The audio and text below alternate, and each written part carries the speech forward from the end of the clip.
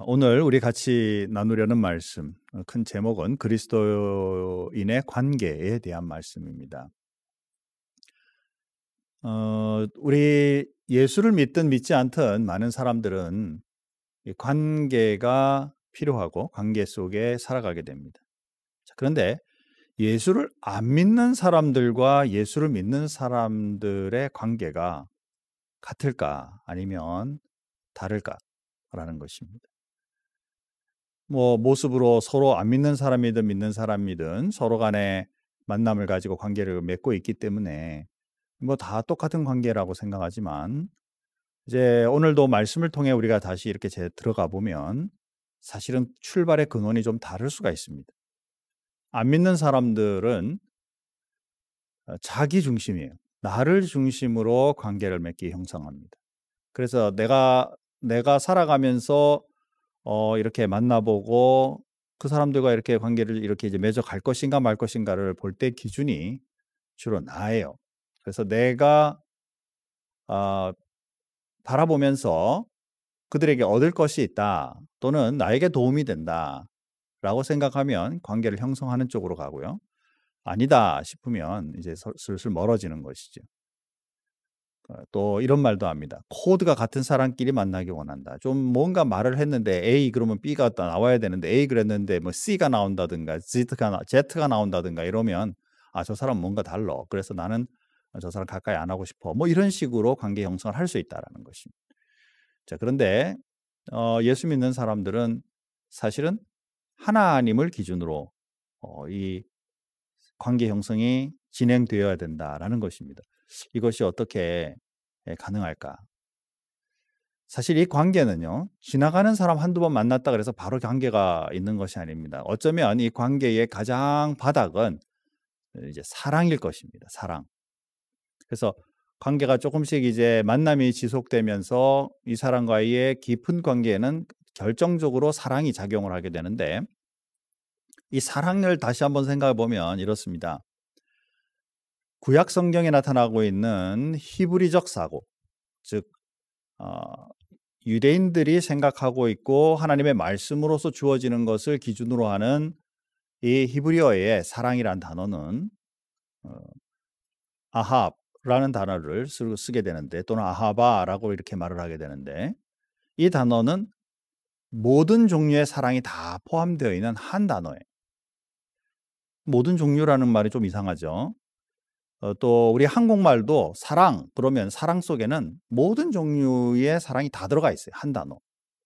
자, 그런데 서양적 사고방식 혹은 지성적 사고방식의 출발점인 그리스어에는 이 사랑이란 단어가 종류별로 다르게 쓰이고 있다는 것이에요.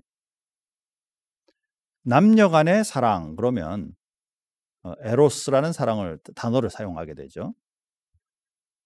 부모와 자식 간의 사랑 그러면 스토게라는 사랑의 그 단어를 사용하게 됩니다. 또 친구들 간의 사랑 그러면 필레오라는 단어를 쓰게 되죠. 그리고 절대적인 사랑 그렇게 되면은 이제 아가페라는 사랑을 사용합니다.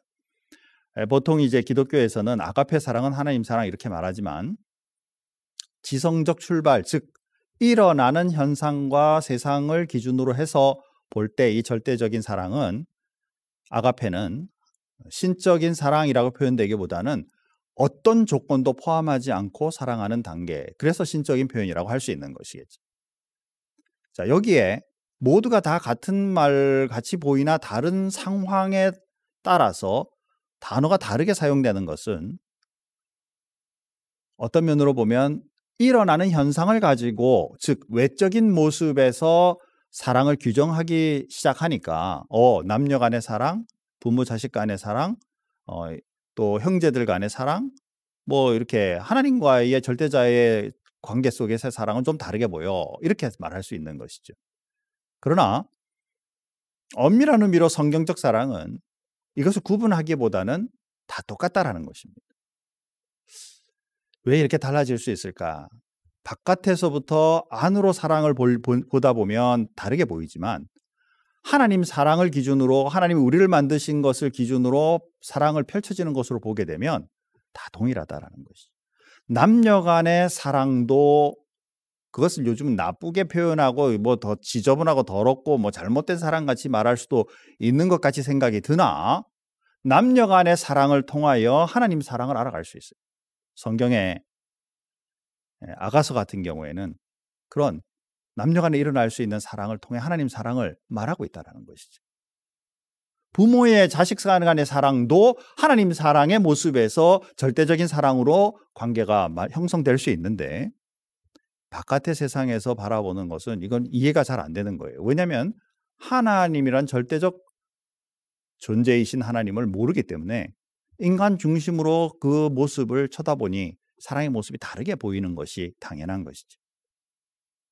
사랑하는 성도 여러분, 이 그리스도인의 관계의 가장 기본이 되고 있는 이 사랑은 하나님 사랑이 철저히 경험된 사람이 그리고 그것을 누리고 은혜를 받은 사람이 이웃과 우리 주변과 이웃과 세상 세계를 향해 그 사랑을 펼칠 수 있다라는 것을 전제로 오늘 말씀을 같이 나누려고 합니다. 자, 첫 번째의 모습은 어떤 것이냐면 제일 먼저 우리가 형성하고 기본으로 가지고 있어야 될 것이 바로 하나님과의 사랑이에요. 고린도전서 1장 9절 말씀입니다. 자, 같이 한번 읽어봅니다. 너희를 불러 그의 아들 예수 그리스도 우리 주와 더불어 교제하게 하시는 하나님은 미쁘시도다. 자, 그리스도인이라고 말하죠. 그러니까 우리는 그리스도인이다. 우리는 기독교인이다. 나는 하나님 믿는 사람이다. 그 얘기는 우리 마음의 가장 기본은 하나님과의 관계다라는 것을 전제로 하는 것입니다. 예수 그리스도의 관계가 먼저 형성된 것. 그리고 이것은 그냥 예수님만 그리고 우리와의 관계가 아니라 이런 모든 예수님과의 관계조차도 하나님의 허락하심과 인도하심이었다라는 것을 본문은 말하고 있는 것입니다. 그래서 하나님은 미쁘시도다 이런 표현을 쓰죠. 우리 한국말 미쁘다라는 말이 좀 더 의미적으로 이렇게 쉽게 잘 안 와요.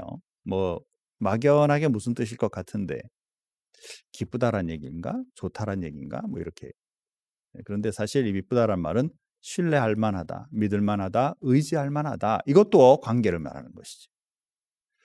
예수 그리스도의 관계를 통하여 살아계신 하나님의 관계가 기본이 되는 삶이 우리에게서는 제일 먼저 이게 전제되어야만 한다라는 것입니다.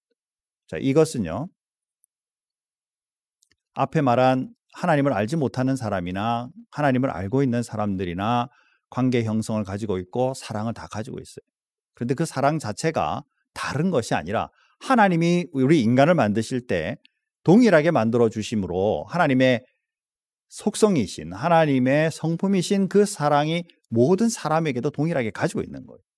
그런데 하나님을 알지 못하면 자기중심적인 사랑, 그 사랑이 안에 있지만 그 사랑이 자기중심적이고 아직 죄로 쌓여져 있는 것을 기본으로 이제 살아가게 되고 누리게 되니까 그래서 사람들에게도 사랑을 줄 때도 편협적이 될 수밖에 없고 일부적인 것이 될 수밖에 없고 어떤 것은 더럽게 느껴지고 어떤 것은 좋게 느껴지고 하나님의 사랑은 관계없이 절대적인 사랑으로 누려가게 되는데 그러므로 우리 그리스도인으로서 그리고 온전한 사람으로 회복된 사람들은 예수 그리스도로 말미암아 죄의 문제가 깨끗하게 씻어짐으로 말미암아 하나님과의 관계가 정확하게 만들어지고 그리고 그 관계로 인해 세상의 사람들에게 손을 펼칠 줄 아는 사랑을 나눌 줄 아는 관계를 맺을 줄 아는 그런 그리스도인이 되어야 한다라는 것이죠.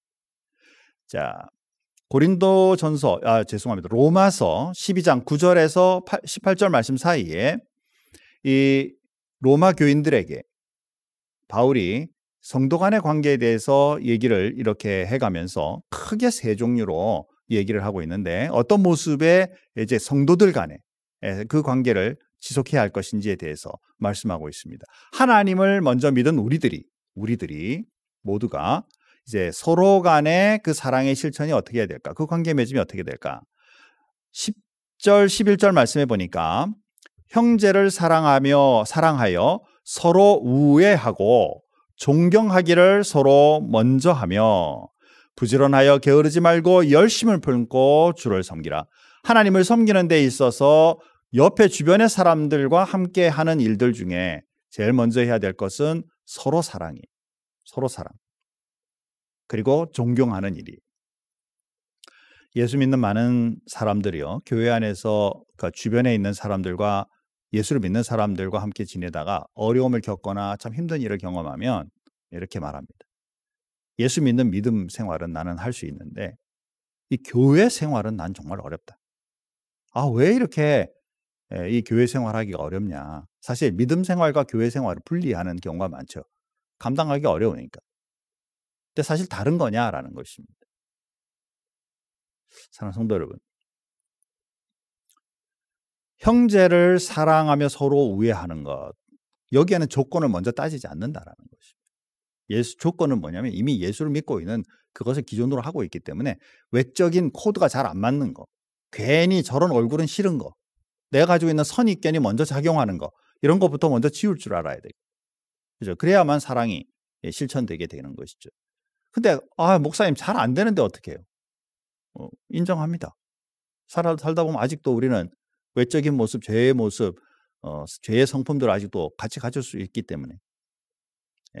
그러나 그걸 노력해서 억지로가 아니라 우리 기본에 내재되어 있는 하나님의 사랑이 자꾸 다시 한 번 더 묵상되고, 또 그것에 대해서 주님이 우리를 위해서 실천하신 것을 우리도 같이 한 번 더 묵상하며 우리도 어떻게 이 일을 극복할 것인가를 우리가 삶 속에 적용해 갈 때야 비로소 이러한 내 외적인 요소, 내 속에 있는 어떤 그 패러다임 가지고 사람들을 대하는 것을 성경적 시각으로 바꿔갈 수 있다라는 것이죠.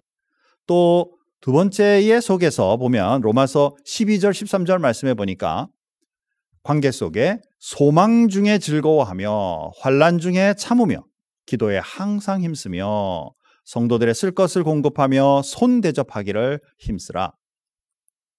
어려운 시절이 또 교회 속에 있게 마련이죠. 요즘도 굉장히 어려운 시절이죠. 자, 그러면 어려운 시절 우리끼리, 성도인 우리들끼리, 교회 속에 있는 우리들끼리 어떤 모습을 해야 될 것인가? 서로 돕는 삶이죠. 소망 중에, 힘들지만 소망을 가지고 기뻐하는 것. 잘 이겨나갈 수 있습니다. 같이 기도하면서 이겨나가십시다. 서로 간에 이렇게 격려하고, 환난 중에, 어려움 중에 참고 기도하는 것. 그렇죠? 이것은 지금 코로나 바이러스뿐만 아니라 우리 개개인들마다 가지고 있을 수 있어요. 자, 그것을 기도 제목으로 나누면서 나 이런 것으로 인해 정말 힘듭니다 라고 말할 때 같이 기도하며 이기십시다. 그죠? 우리 지금 생활 속에서 보면 건강의 문제로 인해 힘들어하는 분들 있지요. 또 부모님들이 지금 아픈 중에 있는 분들도 있지요. 여러 가지 자녀들이 그럴 수도 있고 여러 가지 상황들, 그죠? 또 직장이 요즘같이 일거리가 자꾸 떨어져서 또는 일자리를 놓침으로 말미암아 지금 실직의 상태에 있을 수 있는 분들도 있죠. 이때 우리가 해줄 수 있는 것이 뭐냐라는 것입니다. 환난 중에 같이 참고 기도함으로써, 서로 같이 기도함으로써, 그죠? 신분 유지를 위해서 정말 이제 학교를 졸업하고 다음 직장으로 가야 되고, 그 다음에 또 비자도 바꿔야 되고, 영주권도 받아야 되고, 가야 될 일들이 많은데 우리가 해줄 수 있는 것이 무엇이냐라는 것이죠. 함께 이 어려운 가운데 참고 기도하며, 이게 포인트가 들어가야 되지 않겠냐 그 말입니다. 또 필요할 때마다 서로 공급하는 것, 손 대접, 즉 손님들을 잘 대접하는 일에 힘쓰는 것, 이것이 바로 교회 속에서 성도들 간에 해야 될 일이죠. 여러분, 20년 지금 우리 큰빛교회 사역하고 있습니다. 제가 오는 그날부터 지금까지 우리 큰빛교회는 이 어신에 오는 분들과 연락 닿는 분들, 우리 큰빛교회에 연락 오는 분들은 모두 도와가면서 지금까지 사역을 했어요. 그리고 교회의 존재 목적과 그 속에서 만남의 사이를 통해 우리가 섬김으로 이 교회의 역할을 하게 되고 복음을 전하게 되고 교회가 그간에 든든히 서가면서 그리스도의 사랑이 실천되는 것, 이게 그리스도인의 모습, 교회의 모습이 아니겠냐라는 것이죠. 최근 몇 년에 이렇게 돌아와서 이제 우리 큰빛교회를 보니까요, 대략 잡아서 한 4, 5년 전부터는 이제 유학생이나 또 일하러 오시는 분들, 이런 분들이 많이 좀 줄고 있는 편이에요. 큰빛교회는 그동안에 그 일을 엄청 많이 했는데 그 부분이 점점 낮아지죠. 그럼 이제 교회의 그동안에 다른 분들을 대접하며 복음을 전하던 모습에서 우리 큰빛교회는 어쩌면 이제는 그러면 우리 이 지역이나 세계나 세상을 향해서 해야 될 일이 무엇인가를 다시 이제 좀 전환해야 되는, 다시 한번 잘 살펴 우리가 해야 될 일들을 잘 발견하고 교회의 역할 속에서 그것을 잘해야 될 것을 알아가야 되는 그런 시기가 이제 된 것 같아요. 여러분 아시다시피 이제 이민도 미국으로 잘 안 옵니다. 미국 살던 분들이 한국으로 이민 가는 일이 더 많아지고 있어요. 거꾸로. 그래서 역이민이 지금 많아지고 있는 시대입니다. 그래서 우리 이 지역에서 우리가 어떤 교회의 성도들로서 어떤 일을 감당하며 또 섬길 것인가, 대접할 것인가 우리가 고민해야 되겠지. 이것이 바로 성도들 관계 속에 해야 될 그런 중요한 요소인 것을 말씀합니다. 자, 또 말씀 가운데 로마서 14, 15절 말씀, 12장 14, 15절 말씀에 이런 말씀을 합니다. 너희를 박해하는 자를 축복하라. 축복하고 저주하지 말라. 즐거워하는 자들과 함께 즐거워하고 우는 자들과 함께 울라. 동감하는 그러한 삶이 우리 교회 안에서 성도들 간의 이 관계 형성의 중요한 부분인 것이죠. 여러분 여기 14절 말씀 보면 이렇습니다. 너희를 박해하는 자를 축복하라. 그런데 바로 그 다음 말씀을 한 번 더 반복합니다. 축복하고 저주하지 말라. 다 명령형이에요. 자, 나 미워하는데 내가 어떻게 저들을 축복합니까? 난 좀 잘해주려고 그랬는데 왜 나쁜 말을 해가지고 나로 하여금 기분 나쁘게 만듭니까? 그래서 나 그 사람 이제는 더 이상 대할 수 없어요 라고 하지 말라라는 것입니다. 그러면 내가 그에 대해서 그가 나에게 잘못했기 때문에 나도 똑같이 잘못으로 대하게 되면 어느 누구도 그리스도의 사랑과 은혜를 나눌 기회를 가질 수 없다라는 사실이에요. 사랑하는 성도 여러분, 말씀에서는 그것을 누가 한 번씩 잘못했더라도 포용함으로써 사랑의 실천과 은혜가 흘러갈 수 있는 부분인 것을 말씀한다라는 사실입니다. 사랑하는 성도 여러분, 우리 그리스도인들로서 교회 생활, 예수를 믿고 있어도 흔히 어려움은 있어요. 그러나 이 어려움을 극복할 줄 아는 그리스도인이 됨으로 말미암아 하나님의 사랑, 그 은혜가 실천될 수 있음을 우리는 알고 믿고 행동하는 그리스도인이 되자라는 것입니다. 우리 큰빛교회 성도들의 삶이 서로 간의 깊은 우애의 삶, 사랑의 삶, 서로 간의 사랑의 삶, 모든 것을 힘들고 어려운 중에도 서로 공급할 줄 아는 삶, 그리고 우리가 가지고 있는 최고의 정말 힘들고 어려운 상황에서도 그들을 포용하고 같이 울고 같이 웃으며 즐거워할 수 있는 공감적인 삶, 이것을 잘 추구해가는 큰빛교회 성도들 되기를 주님의 이름으로 축복합니다. 자, 우리가 마지막으로 살펴본 것은 이제 세상을 향하여 이제 우리는 어떻게 관계 맺음을 할 것인가. 우리 십자가를 표현할 때요, 앞에 여기 작은 십자가 지금 위에밖에 안 나오는데 위아래로, 그렇죠, 하나님과 우리와의 관계, 옆으로 바로 우리 주변에 가장 가까운 사람들과의 관계, 교회 속에서의 관계 형성을 말하죠. 이 십자가는 언제나 앞을 향해, 세계를 향해, 세상을 향해 관계 형성을 해나가야 되는 것이죠. 자, 그렇다면 그리스도인으로서 어떤 관계 형성을 하는 것이 옳으냐라는 것입니다. 자, 빌립보서 1장 6절 7절 말씀 우리 같이 한번 읽어보겠습니다. 너희 안에서 착한 일을 시작하신 이가 그리스도 예수의 날까지 이루실 줄을 우리는 확신하노라. 내가 너희 무리를 위하여 이와 같이 생각하는 것이 마땅하니 이는 너희가 내 마음에 있음이며 나의 매임과 복음을 변명함과 확정함에 너희가 다 나와 함께 은혜에 참여한 자가 됨이라. 아멘. 사랑하는 성도 여러분, 하나님께서 우리들에게 사랑의 관계와 그 은혜를 주신 것을, 이것을 통해 착한 일을 시작하신 그 주님이 이제 우리로 통해 또 나타나시기를 원하신다라는 사실입니다. 특별히 빌립보 교회에게 주시는 이 바울의 말씀은 뭐냐면, 지금 어렵고 힘든 가운데, 지금 자신이 감옥에 gat혀 있고 복음을 전하다가 지금 매임이 되었지만, 그러나 그들은 함께 늘 같이, 너희들은 늘 나와 같이 참여하는 자가 되었고 또 이 일에 대하여 돕는 자들이 되어주므로 복음의 그 형성과 그 은혜에 세상에 하나님의 사랑과 은혜를 나눔에 중요한 역할을 하고 있다라는 것을 얘기하고 있다라는 것이죠. 여기에 착한 일, 우리가 제일 묵상하면서 제가 늘 얘기하죠. 성경 속에서 나타나는 착한 일은 뭘까? 가난한 사람들에게 그냥 지나다니면서 창문 열고 얼마 더 주는 거, 이런 것도 있을 수 있겠죠. 저 굳은 일 먼저 하는 거 다 있을 수 있겠죠. 그것도 착한 일 분명히 맞죠. 진정한, 예수님께서도 선한 일, 착한 일을 하신 그 모습을 사도행전에서 말씀하시기를 복음을 증거하고 가르치는 일, 그렇죠. 그것이 결국 영혼을 살리고 죽음에서 생명을 살리는 가장 중요한 일이기 때문에 성도들로서, 특히 하나님의 사랑을 받은 성도들로서 세상과의 관계의 기본은 무엇이 되어야 되느냐면 바로 복음 증거, 하나님의 사랑의 표현의 증거, 그들이 그것을 받음으로 삶이 변화되는 것을 가장 기본으로 안고 있는 관계 형성을 해나가야 한다라는 것입니다. 예수를 믿고 있는데도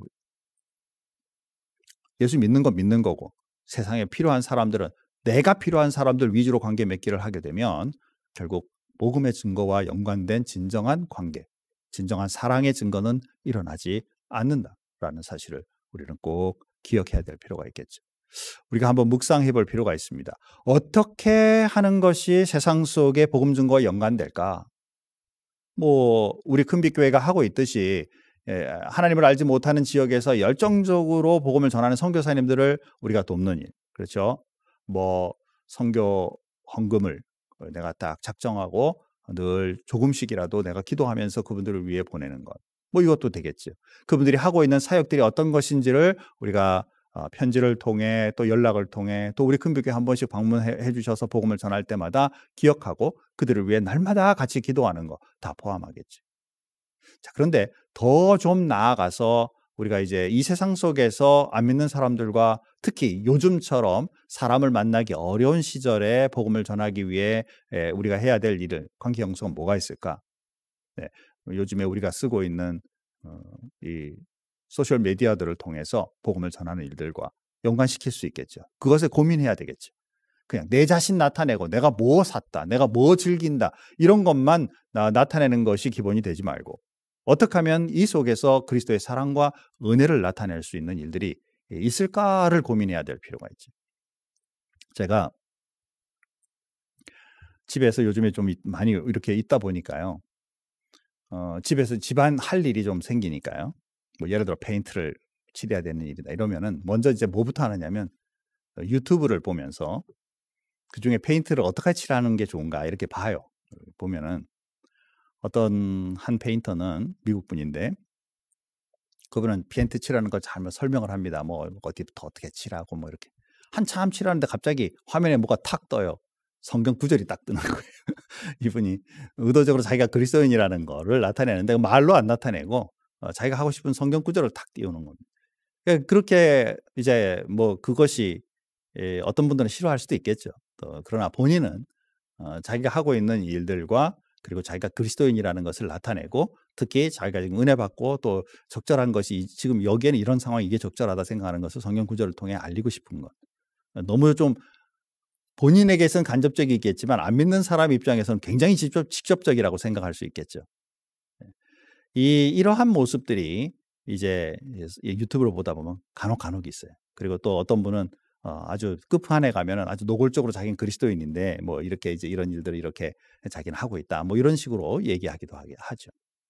사랑하는 성도 여러분, 요즘같이 지금 이렇게 코로나로 인해서 어렵고 힘든 시기에 우리 그리스도인들은 뭘 할 수 있을까 이렇게 한번 더 고민해야 될 필요가 있다라는 생각입니다. 제가 요즘에 이제 한국에서 보내주신 책을 이제 지난주부터 잠깐 읽고 있는데 존 파이퍼 목사님이 쓰신 코로나와 그리스도라는 책이 있어요. 이거 유명해가지고 이미 주변에 있는 분들 이미 다 알고 읽으신 분들 있더라고요. 저는 지난 주간에 읽었습니다. 읽다 보니까 거기에 이러한 예화가 하나 나오는 거예요. 예수님 오신 이후 165년쯤 됐을 때 그리고 251년쯤 되었을 때 두 번에 걸쳐서요. 로마 제국에 엄청난 전염병이 생겼다 그래요.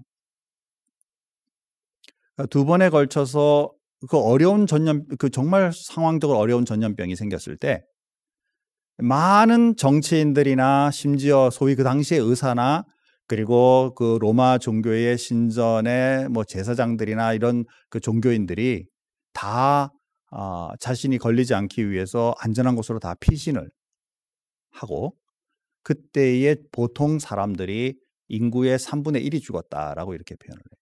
자, 그런데요, 이 그분의 책 가운데서 로드니 스타크라는 사람, 기독교의 승리라는 책을 쓴 그분의 얘기를 인용해 놨는데, 그때 당시에 기독교인들은 어떻게 했느냐라는 부분을 말씀하고 있어요.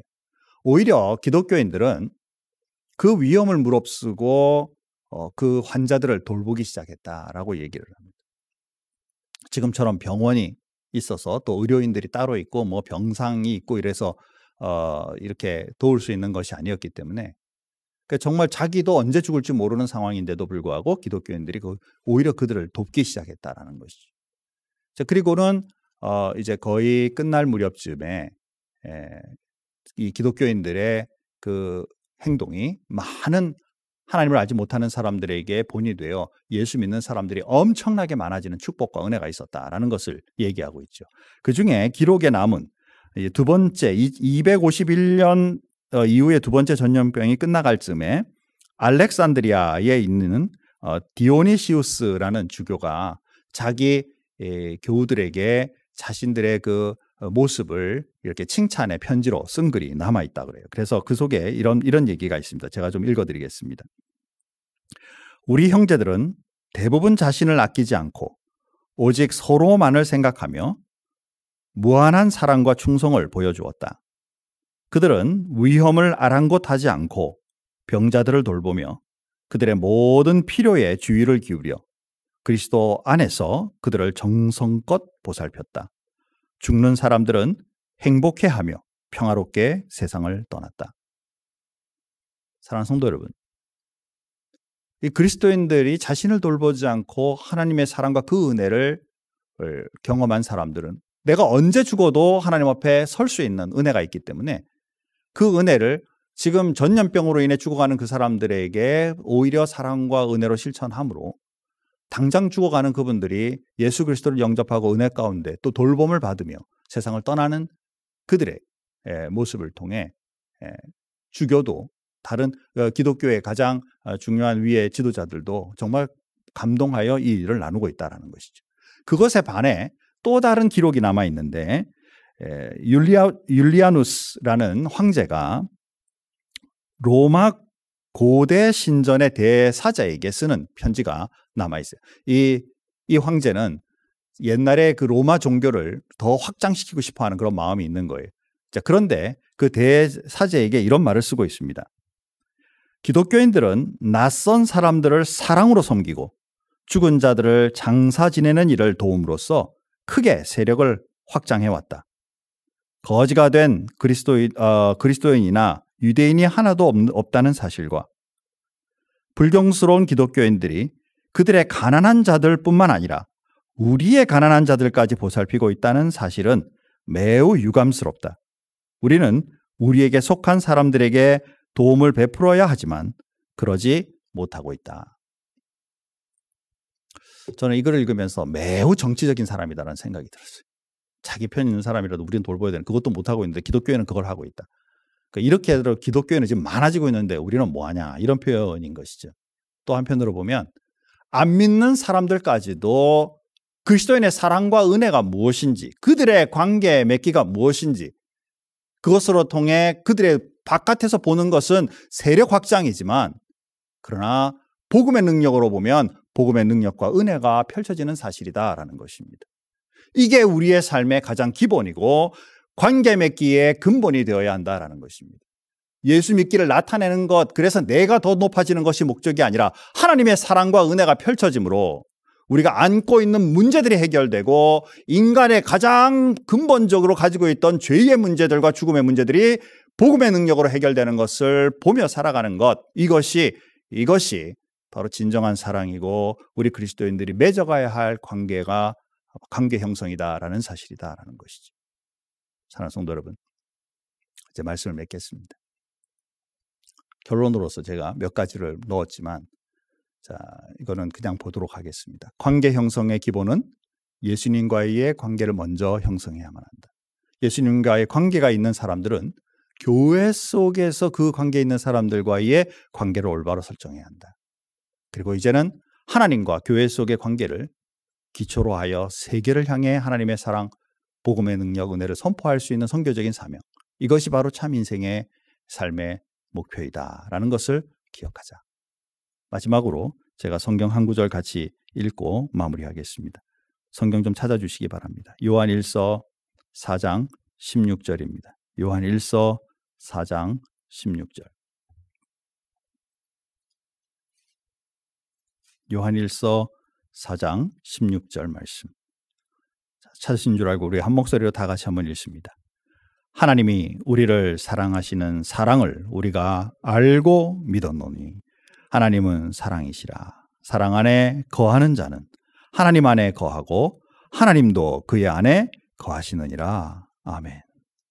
사랑하는 성도 여러분, 하나님과의 진정한 사랑이 제대로 형성된 사람, 하나님의 뜻을 따라 이웃과 세상, 세계를 사랑할 줄 믿습니다. 어렵고 힘든 가운데서도 또 내 신앙적 믿는다라는 믿음 가운데 있다 할지라도 다시 한 번 더 우리 자신을 살펴 내가 진짜 하나님의 사랑을 알고 믿고 있는가? 그것이 행동으로 나타남으로 말미암아 하나님의 사랑을 통하여 하나님이 내 속에 살아계시고 내가 그리스도 안에서 하나님의 사랑으로 살고 있는 사람인가를 재확인해가는 한 주간의 삶, 은혜의 삶이 있기를 주님의 이름으로 축복합니다. 다 같이 기도하시겠습니다. 하나님 감사합니다. 오늘도 하나님의 말씀을 통해 세상 속에 살아가고 있는 우리 그리스도인의 삶의 관계를 우리가 생각해 보았습니다.